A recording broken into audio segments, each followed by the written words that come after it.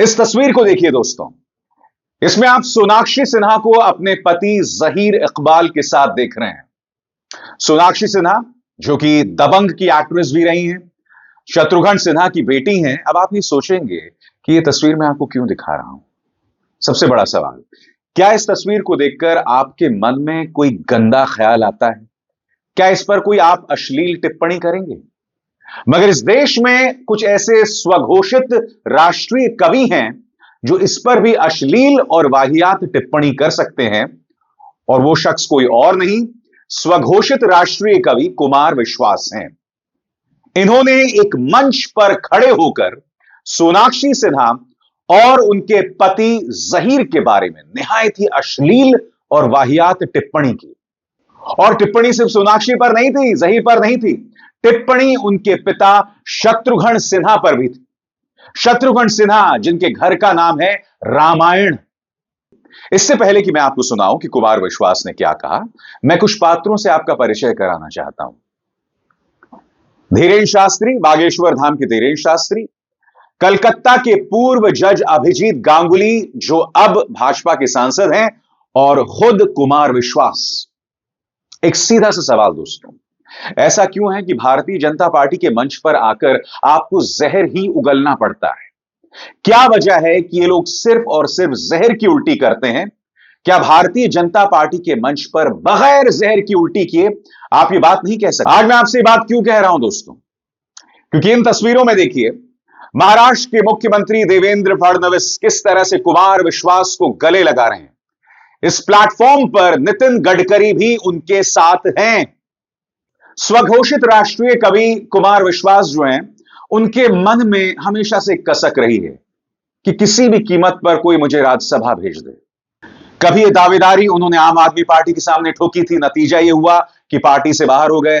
कभी वो समाजवादी पार्टी के पास जाते हैं, कभी कांग्रेस की तरफ वो संकेत भेजते हैं, और अब भारतीय जनता पार्टी के मंच पर जाते हैं। यह बात तय है कि आज नहीं तो कल कुमार विश्वास बीजेपी में शामिल हो जाएंगे।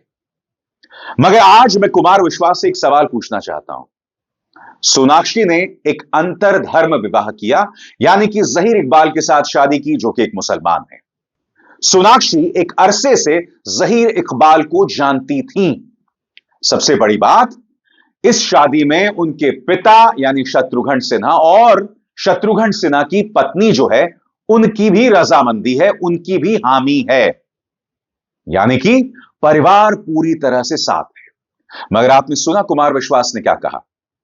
कुमार विश्वास ने कहा कि हमें अपने बच्चों को रामायण के बारे में बताना चाहिए, राम के भाई कौन थे उनके बारे में बताना चाहिए। यानी कि आप अपने घर का नाम तो रामायण रखें, मगर फिर आपकी बेटी को कोई उठाकर ले जाए। कुमार विश्वास, जहां तक मैं जानता हूं, आपकी एक बेटी भी है। और मैं ऐसा दावे के साथ इसलिए कह रहा हूं कि आज से कुछ सालों पहले जब एक न्यूज चैनल ने आप पर प्रहार किया था और आपकी बेटी पर हमला किया था, जब भारतीय जनता पार्टी ने आपकी बेटी पर अश्लील बातें कही थी कुमार विश्वास, तब मैंने अपने मंच से आपके समर्थन में बात कही थी। मैंने कहा था कि कुमार विश्वास से आपके मतभेद हो सकते हैं, मगर इसका मतलब यह नहीं कि आप उनकी बेटी पर प्रहार करें। मगर आज कुमार विश्वास, आपका स्तर इतना गिर गया है, आप इतने घटिया हो गए हैं कि आप सोनाक्षी की शादी के बारे में अश्लील टिप्पणी कर रहे हैं। इस सोच के पीछे को समझिए दोस्तों, यानी कि एक लड़की अपनी मर्जी से शादी करती है, बेशक वो शादी दूसरे धर्म में हो, तो एक उठाकर ले गया। क्या कुमार विश्वास में हिम्मत है भारतीय जनता पार्टी के उन नेताओं पर टिप्पणी करने की जिनकी बेटियां जो हैं वो मुस्लिम घरों में ब्याही गई? मैं आपको ढेरों मिसाल दे सकता हूं। सबसे बड़ी बात, भारतीय जनता पार्टी के दो नेता मुख्तार अब्बास नकवी और शहनवाज हुसैन, दोनों की शादी हिंदू लड़कियों से हुई है। क्या कुमार विश्वास कहेंगे हिंदू लड़कियों को उठाकर ले गए? या भारतीय जनता पार्टी के जिन नेताओं ने अपनी बेटियों की शादी मुसलमानों से करवाई, उनकी बेटियों को मुसलमान उठाकर ले गए? ये घटिया स्टैंडर्ड्स आप कहां से लाते हैं कुमार विश्वास? आप जानते हैं दोस्तों, एक कवि कौन होता है? एक कवि राष्ट्र का आईना होता है। मगर कुमार विश्वास एक अरसे से देश की चर्चा करना भूल गए अपनी कायरता के चलते। याद कीजिएगा दोस्तों, जब 2012-13 में निर्भया कांड हुआ था, तब यह व्यक्ति सड़क पर उतरा था। इसके शब्दों ने कई लोगों को प्रेरित किया था। मैं खुद इनसे बेहद इंस्पायर्ड था। और मैं आपको बताना चाहता हूं, मेरी मां आज भी इनकी प्रशंसक हैं, आज भी इनकी प्रशंसक हैं, क्योंकि कुमार विश्वास जिस तरह से अपनी बात कहते हैं ना, वो बहुत मोहक होता है। वो भाषा के धनी हैं, वो स्वर के धनी हैं। जब वो कहते हैं तो लोग मोहित हो जाते हैं। मगर एक मंच पर जाकर इस तरह से जहर उगलना, एक शादी के बारे में, और जैसे मैंने कहा, एक कवि हैं, राष्ट्र का आईना, राष्ट्र का दर्पण है। मगर कुमार विश्वास, आप बार बार खुद को साबित कर रहे हो कि आप एक कायर हो। और मैं बताता हूं क्यों। मैं आपको याद दिलाना चाहूंगा दोस्तों, उन्होंने अपने एक मंच से कथा वाचन कर रहे हैं। हां, कुमार विश्वास आजकल कथा वाचन करते हैं। समाज पर टिप्पणी करना इन्होंने छोड़ दिया है। जिस बुलंदी से, जिस शौर्य के साथ, क्योंकि उस वक्त भारत एक लोकतंत्र हुआ करता था, एक स्वस्थ लोकतंत्र हुआ करता था। निर्भया पे इन्होंने टिप्पणी की थी, अन्ना आंदोलन में इन्होंने शिरकत की थी, मगर बिल्किस बानो पर खामोश रहते हैं। यह कायरता है इस आदमी की। मैं आपको बताना चाहूंगा कि अपनी कथा वाचन में इन्होंने आरएसएस के एक कार्यकर्ता को अनपढ़ और वामपंथियों को कुपढ़ बताया था। उनके इस बयान पर इतना बवाल हुआ, भारतीय जनता पार्टी ने इनकी ऐसी तैसी कर दी कि माफी मांगने पर आ गए सब। अब उनके इस बयान पर वामपंथियों ने कोई आपत्ति जाहिर नहीं की। उन्होंने यह बयान तब दिया जब सामने मोहन यादव बैठे हुए थे। उस वक्त वो मध्य प्रदेश के मुख्यमंत्री नहीं थे, भारतीय जनता पार्टी के कई नेता बैठे हुए थे। उसके बाद बवाल हुआ। लोगों ने कहा कि अपने इन शब्दों को वापस लो। लोगों यानी कि भाजपा ने कहा कि इन शब्दों को वापस लो, वरना हम तुम्हें बॉयकॉट कर देंगे, तुम्हारा बहिष्कार कर देंगे। तो जब स्वघोषित राष्ट्रीय कवि की रोजी रोटी पर आ गई, तब ये मिमियाने लगे। और कैसे मिमियाने लगे, गौर कीजिए। कल क्षिप्रा के तट पर उज्जैनी में बहुत खराब स्वास्थ्य और बुखार के बावजूद, आज भी ये बुखार है, लेकिन महाकाल बाबा ने कृपा की तो 2 घंटे से अधिक समय में राम कथा और उसकी प्रासंगिकता पर बोल सका। कथा प्रसंग में मेरे कार्यालय में काम करने वाले एक बालक के विषय में मैंने एक टिप्पणी की, जो संयोग से राष्ट्रीय स्वयंसेवक संघ में काम करता है, पढ़ता लिखता कम है, बोलता ज्यादा है। तो मैंने उससे कहा कि तुम पढ़ा करो, तुम पढ़ते नहीं हो, वामपंथी कुपढ़ है और तुम अनपढ़ हो। सिर्फ इतनी सी बात मैंने ये कही, और इसे कुछ विघ्न संतोषियों ने इसे ज्यादा फैला दिया। आज मुझे कुछ समाचार मिले कि कुछ मित्रों ने कहा कि हम इस कथा को भंग करेंगे। तो भाई, आप ध्यान रखिएगा कि राम की कथा कौन भंग करते हैं, ये भी ध्यान रखिएगा। और मैं उज्जैनस्थ अपने सभी मित्रों से अनुरोध करता हूं कि वहां पर पहुंचें, और मैं जो बोल रहा हूं उसका अर्थ आप उस तरह से लगाएं जो मैं बोल रहा हूं। यदि आप किसी नए अर्थ में उसे समझेंगे तो उसके लिए मैं जिम्मेदार नहीं हूं। इसलिए मैंने कहा ना, यह व्यक्ति अव्वल दर्जे का कायर है। कुमार विश्वास, ये तमाम बातें मैं आपसे क्यों कह रहा हूं, क्योंकि मैं दुखी हूं। क्योंकि एक जमाने में मैंने आपको एक ऊंचा स्थान दिया था। मेरी मां आज भी आपकी प्रशंसक हैं। मैं नहीं जानता हूं कि आपके इन शब्दों को सुनने के बाद वो आपकी प्रशंसक रहेंगी या नहीं रहेंगी, मगर आपने आपके दिमाग के अंदर जो मानसिक दिवालियापन है ना, उसका परिचय दिया है। एक अरसे से आपने कवि बनना छोड़ दिया है। एक जमाना था जब आप समाज को आईना दिखाते थे। आप जानते हैं, आज से कुछ सालों पहले कुमार विश्वास ने मुझे बताया था कि अभिसार राहुल गांधी को जो लोग पप्पू कहते हैं ना, यह दरअसल उपाधि मैंने ही दी थी। जी हां, आप में से कई लोग जो समझते हैं कि भारतीय जनता पार्टी ने एक प्रोपेगेंडा के जरिए राहुल गांधी को पप्पू बताया था, नहीं, यह उपाधि कुमार विश्वास ने दी थी। कम से कम वो ये दावा करते हैं। मगर इसके बावजूद उनकी पत्नी राजस्थान सरकार में नौकरी कर रही थी जब अशोक गहलोत मुख्यमंत्री हुआ करते थे। जी हां, कांग्रेस ऐसे महान लोगों को स्थान देती है, और उस पर मुझे कोई आपत्ति नहीं है, क्योंकि इसके जरिए कांग्रेस कहीं ना कहीं बता रही है कि बेशक आपके किसी रिश्तेदार के हमारे बारे में जो भी राय रही हो, मगर हम आपको जगह देंगे, आपको स्थान देंगे आपके मेरिट्स के ऊपर। हालांकि मैं नहीं जानता हूं कि उनकी पत्नी के क्या मेरिट्स थे, आखिर क्यों उन्हें राजस्थान सरकार में जगह मिली, यह उनके बीच का मामला है।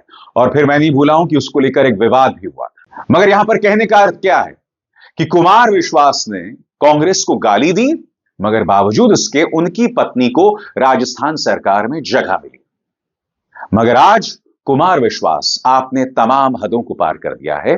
आपने एक शादी को गाली दी है, आपको शर्म आनी चाहिए। और वो सवाल एक बार फिर, आखिर क्या वजह है दोस्तों कि भारतीय जनता पार्टी के मंच पर जाकर या भारतीय जनता पार्टी का समर्थक होने के लिए आपको जहर उगलने की जरूरत है? इन चेहरों को देखिए, अभिजीत गांगुली और बागेश्वर धाम के धीरेन शास्त्री। अभिजीत गांगुली जब भाजपा के सांसद नहीं थे, तब उन्होंने पश्चिम बंगाल की मुख्यमंत्री ममता बनर्जी के बारे में यह बयान दिया था। यहां पर अभिजीत गांगुली कहते हैं कि ममता बनर्जी, तुम्हारी क्या कीमत है? वैसे तो पश्चिम बंगाल में भाजपा के कई ऐसे नेता हैं जिन्होंने ममता के बारे में जहर उगला है। आपको याद है वो भाजपा के नेता दिलीप, जिन्होंने ममता बनर्जी के बारे में कहा था कि भाई आपके पांव में फ्रैक्चर हो गया है तो आप बरमूडा पहनिए। देखिए इनके मन में क्या क्या कचरा चलता है। एक ऐसी नेता जो बुजुर्ग नेता है, उम्र दराज हैं, उन्हें बरमूडा में देखना चाहते हैं। यह है सोच भाजपा के नेताओं की। और फिर अभिजीत गांगुली, जिन्होंने कहा कि ममता बनर्जी तुम्हारी क्या कीमत है। बागेश्वर धाम बिहार जाते हैं और संविधान की धज्जियां उड़ाते हैं, धर्मनिरपेक्षता पर प्रहार करते हैं, मगर सबसे शॉकिंग बयान उन्होंने हाल ही में दिया था। वो बयान आपकी स्क्रीन पर, जो मैं आपको पढ़ के सुनाना चाहता हूं। देश में 100 करोड़ हिंदू हैं, 1 करोड़ हिंदुओं को सड़क पर आ जाना चाहिए, नहीं तो आने वाले समय में वे घरों में कब्जा कर लेंगे। अभी वे 20% हैं तो पत्थरबाजी कर रहे हैं, 50% हो गए तो बेटियों को उठाकर ले जाएंगे। ये सोच देखिए दोस्तों, बेटियों को उठाकर ले जाएंगे, मानो बेटियां भेड़ बकरी हैं। और उससे भी बड़ी बात, अगर कोई अपराध कर रहा है, कोई आपकी बेटी को किडनैप कर रहा है, तो कानून व्यवस्था कहां है? और सबसे बड़ी बात कि आप यह सोचते हैं कि किसी इंसान के सामने उसकी बेटी को किडनैप किया जाएगा और वो चुपचाप ये तमाशा देखता रहेगा। यानी कि सोनाक्षी सिन्हा ने जहीर इकबाल से शादी की, तो क्या वो किडनैपिंग है? क्या कोई उठाकर ले गया है, जैसा कि कुमार विश्वास दावा कर रहे हैं? इनको शर्म नहीं आती है?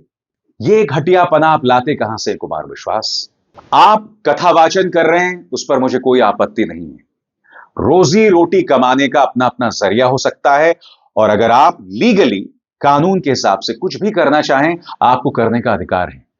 मगर एक मंच पर खड़े होकर इस तरह से जहर उगलना, यह सोच आप कहां से लाते हैं? मैं आज आपको चेतावनी देना चाहता हूं, हर गुजरते दिन के साथ आपका मानसिक पतन हो रहा है। कुमार विश्वास, कहीं ऐसा ना हो कि भारतीय जनता पार्टी की गोदी में बैठने के लिए आप अपने परिवार की नजरों में गिर जाएं, अपनी बेटी की नजरों में गिर जाएं। और वो कहावत है ना, धोबी का कुत्ता, न घर का न घाट का। कांग्रेस ने भी इस पर कड़ी प्रतिक्रिया दी है। सुप्रिया सुनीत का बयान आपकी स्क्रीन पर। आपके अपने घर पर बेटी हो और आप किसी और की बेटी पर भद्दी टिप्पणी करके सस्ती तालियां बटोरेंगे तो आपको क्या कहा जाएगा? यही लगेगा कि सस्ती लोकप्रियता के लिए आप किस लेवल तक गिर सकते हैं। और यही कुछ ऐसा किया है आपने कुमार विश्वास जी। कुमार विश्वास जी, आपने सिर्फ सोनाक्षी सिन्हा की अंतरधार्मिक विवाह पर घटिया तंज नहीं कसा है, आपने असली अपनी महिला विरोधी मानसिकता भी दिखा दी है। आप ही के शब्दों को आपके सामने बोलती हूं। आपने कहा ना, वरना कोई आपके घर की श्री लक्ष्मी को उठा ले जाएगा। ये उठा ले जाने का क्या तात्पर्य होता है? क्या लड़की कोई सामान है, कोई वस्तु है, टेबल पर रखा हुआ गुलदस्ता है जिसको कोई उठा ले जाएगा? ये जो मानसिकता है ना कि जब तक लड़की पिता के घर में उसकी संपत्ति है, जब पति के घर में गई तो उसकी संपत्ति है, ये कब बदलिएगा और ये कब बदलेगी? और ये कितनी घटिया सोच है। विवाह जो है ना, वो बराबरी का रिश्ता होता है। उसका आधार, उसकी नींव परस्पर प्रेम और परस्पर विश्वास होता है। 2024 के भारत में एक लड़की ने अपनी मर्जी से शादी कर ली तो आप उसकी परवरिश पर सवाल उठाने लगे। मतलब 2024 के भारत में एक लड़की को यह की आजादी नहीं है कि वो जिसको चाहे उससे शादी कर सके। अब कौन क्या खाएगा, कहां रहेगा, क्या पहनेगा, किसको पूजेगा, किससे प्यार करेगा, किससे शादी करेगा, इसका निर्णय भी धर्म के स्वयंभू ठेकेदार करेंगे। मतलब गजब है। और एक चीज मुझे बड़ी अजीब लगती है, मेरा अपना मानना है कि परवरिश का सवाल तो तब भी नहीं उठना चाहिए अगर किसी के बाउंसर एक संभ्रांत डॉक्टर को पीट दे, क्योंकि ये परवरिश की कमी नहीं है, ये उस व्यक्ति की कमी है जिसका स्टाफ उसके सामने ऐसी हिमाकत करता है। जैसा कि आप जानते हैं दोस्तों, अभी कुछ ही दिनों पहले एक डॉक्टर को कुमार विश्वास के साथ जो बाउंसर्स थे उन्होंने बेरहमी से पीटा था, जिस पर कुमार विश्वास ने बाद में आकर माफी मांगी थी। यानी कि इस आदमी का एक चलन हो गया है, हर गुजरते दिन के साथ ये व्यक्ति माफी मांगता रहता है। इसलिए मैंने कहा ना, धोबी का कुत्ता न घर का न घाट का। आगे सुप्रिया सुनेत शत्रुघ्न सिन्हा, जी हां, शत्रुघ्न सिन्हा के पक्ष में भी बयान देती हैं। वो कहती हैं, आपके सर्टिफिकेट की मुझे तो नहीं लगता कि शत्रुघ्न सिन्हा जी को या सोनाक्षी, उनकी जो बड़ी कामयाब बेटी है, उसको कोई जरूरत है, लेकिन 17 साल अपनी उम्र से छोटी लड़की पर इस तरह का तंज कसकर आपने अपनी छोटी मानसिकता दिखा दी। और एक बात याद रखिएगा, प्रभु राम या रामायण या उससे जुड़ा कोई शब्द किसी की बपौती नहीं है। आप तो लोगों को रामायण और गीता पढ़ने की सीख देते हैं, और आप ही सोनाक्षी सिन्हा के पति के धर्म से नफरत करने में इतने मशगूल हो गए कि रामायण के मूलभूत को ही भूल गए। आप भूल गए कि रामायण में कितना मधुर अंकित है, सब नर करही परस्पर प्रीति, चलही स्वधर्म निरत श्रुत नीति। अगर आप रामायण का वाकई में अध्ययन करते तो प्रेम को जरूर समझते, आपसी सौहार्द को जरूर समझते, इस तरह की नफरती बात नहीं करते। इस श्लोक के जरिए यहां पर सुप्रिया सुनेत कुमार विश्वास के मुंह पर एक करारा तमाचा मार रही हैं। मगर क्या कुमार विश्वास पर कोई असर पड़ेगा? और सबसे बड़ी विडंबना, जब कुमार विश्वास ये जहर उगल रहे थे तब उनके सामने भारतीय जनता पार्टी के सांसद अरुण गोविल बैठे हुए थे, जिन्होंने एक जमाने में भगवान श्री राम का किरदार निभाया था। मैं इतना ही कह सकता हूं कुमार विश्वास की आपको आनी चाहिए शर्म, आपको मांगनी चाहिए माफी। इस वक्त जब मैं कार्यक्रम रिकॉर्ड कर रहा हूं, आपने माफी नहीं मांगी, मगर ईश्वर आपको सद्बुद्धि दे, आपको अक्ल दे, या कुछ और नहीं तो अपनी बेटी को देख लें, आपको खुद को शर्म आ जाएगी।